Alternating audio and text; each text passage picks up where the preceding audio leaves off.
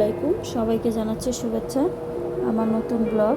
তো আজকের ব্লগে থাকছে চিকেন বান।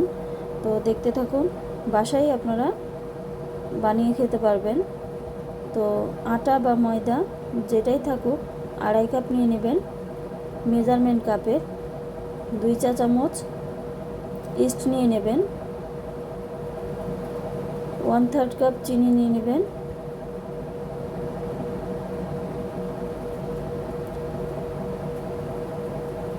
লবণ নেবেন হাফ চামচ।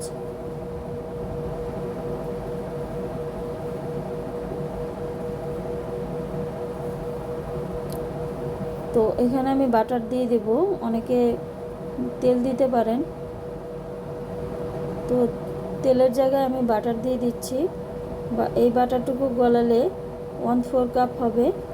তো আপনারা তেলটা 1/4 কাপ দিতে পারবেন, সমস্যা নাই। আমি এভাবে দিয়েছি কারণ দুধটা গরম, বাটারটা গলতে সময় লাগবে না। তো আমি একটা স্প্যাচুলার দিয়ে নেড়ে চেড়ে নিচ্ছি। তো এখন আমি এটার মধ্যে একটা ডিম দিয়ে দেব।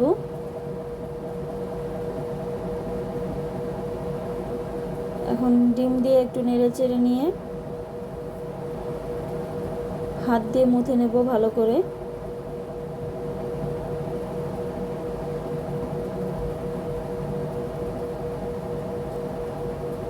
এখন একটা মোটা ভারী তোয়ালে দিয়ে 1 ঘন্টার জন্য আমি রেস্টে রাখবো, কারণ ইস্টটা অ্যাক্টিভ হবে। এখন আমি চিকেন তৈরি করার জন্য যাচ্ছি। তো চুলায় আমি একটা কড়াই দিয়ে দিয়েছি।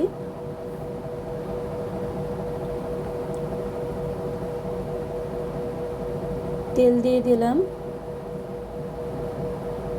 তেলের পরিমাণ একটু কমই দিতে হবে। তো আমি চিকেনগুলো আগে দিয়ে দিলাম, তারপর সাথে পেঁয়াজ কাঁচামরিচ এগুলো একসাথে দিয়ে দেব। পেঁয়াজটা বেশি ভাজবো না আমি।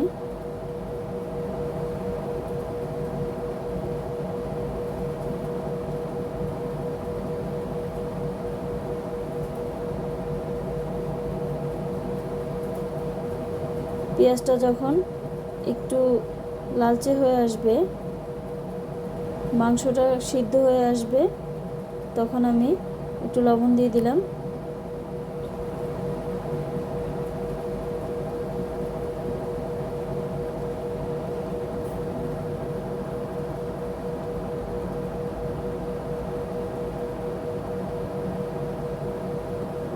ভালো করে নেড়ে চেড়ে দিচ্ছি। তো এই যে একটু লালচে লালচে হয়ে গেছে। এখন আমি tomato sauce, soya sauce add করে দিব। তো এখানে আমি 2 চা চামচের মতো টমেটো সস দিয়েছি, আর সয়া সস 1 চামচের মতো। তো এখন আমি হাফ কাপ দুধ দিয়ে দেব, লিকুইড দুধ। তো দুধটা একটু মিশিয়ে তারপর আমি দিয়ে দেব কর্নফ্লাওয়ার। হাফ কাপ পানির মধ্যে কর্নফ্লাওয়ারটা গুলিয়ে দিয়ে দেব। কর্নফ্লাওয়ারটা দিলে একটা স্টিকি ভাব আসে, খুব ভালো লাগে। আপনারা চাইলে চিজ দিতে পারেন, চিজ দিলে এটার স্বাদ বেড়ে যাবে দ্বিগুণ। তো একটু আদা রসুন পেস্ট দিয়ে দিলাম, নেড়ে চেড়ে এখন আমি ঢেকে দেব, সিদ্ধ হতে থাকবে। তো এর মাঝে দেখুন 1 ঘন্টা পর আমার বানের ডোটা কত ফুলেছে, ইস্ট অ্যাক্টিভ হয়েছে।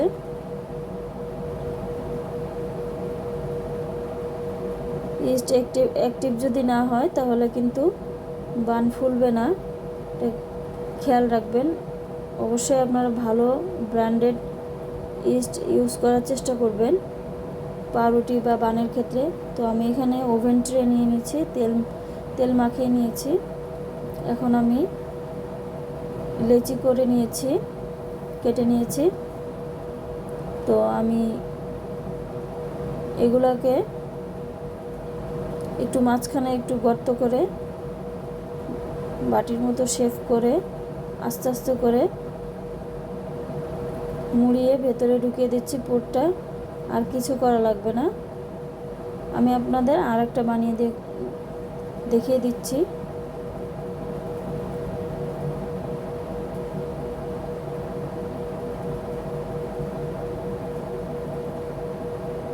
অবশ্যই আপনারা আলতো হাতে চেপে চেপেই করবেন, আর হাতের মধ্যে তেল মাখিয়ে তারপরে বানাবেন। তেল না দিলে হাতে জড়িয়ে যাবে।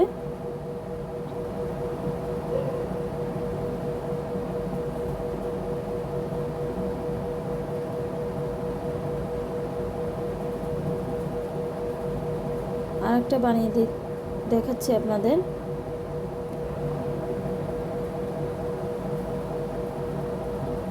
মোমো যেভাবে ময়দাটা করে কোডিং করে, ঠিক সেভাবে আমি করছি। দেখুন, চারপাশ থেকে ঘুরিয়ে ঘুরিয়ে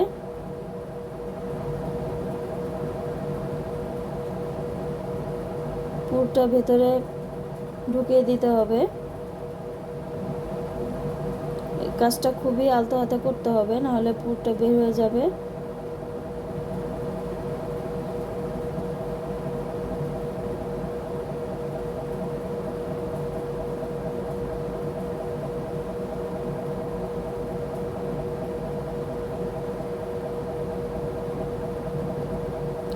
আপনারা অবশ্যই ঘরে ট্রাই করে দেখবেন। আর আমার ভিডিওটা যদি আপনাদের ভালো লাগে অবশ্যই লাইক, কমেন্টস, শেয়ার করবেন।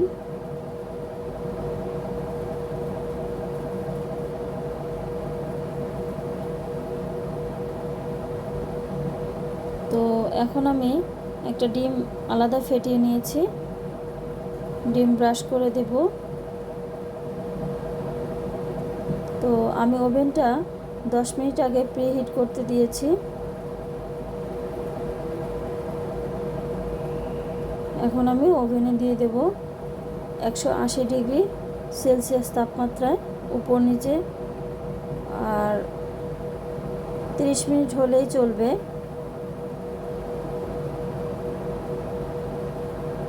কারণ বান হতে বেশি সময় লাগে না। বান বা পাউরুটি, বিস্কুট এগুলো অল্প সময়ে বেকিং হয়ে যায়। তো আলহামদুলিল্লাহ, দেখুন আমার বানগুলা ফুলেছে কি পরিমাণ। খেতেও অনেক টেস্টি হয়েছিল। অবশ্যই আপনারা বাসায় বানাবেন।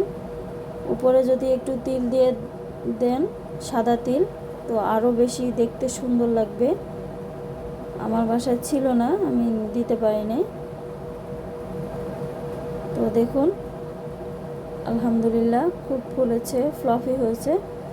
আপনারা বাইরের থেকে টাকা খরচ করে বান না খেয়ে বাসায় স্বাস্থ্যসম্মতভাবে এভাবে বানিয়ে খাবেন। বাচ্চাদের খাওয়াবেন, টিফিনেও দেওয়া যায় বাচ্চাদের।